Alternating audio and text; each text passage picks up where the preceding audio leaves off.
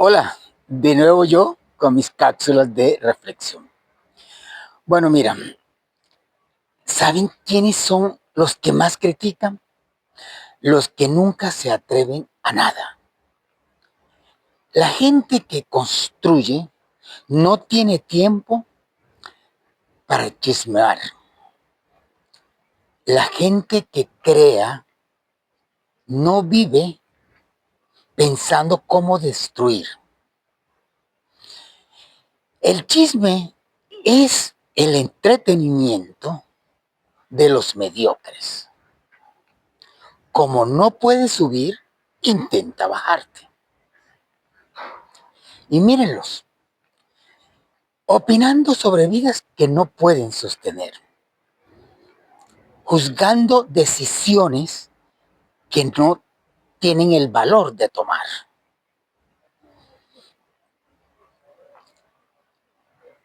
Las personas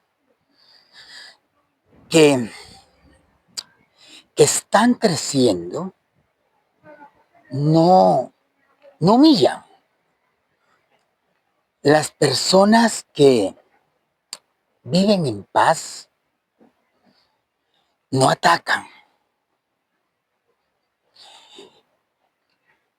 El, la crítica vacía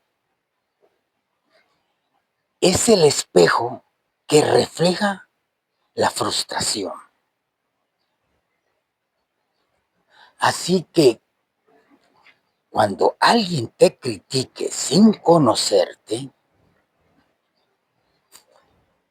no está describiéndote, se está confesando.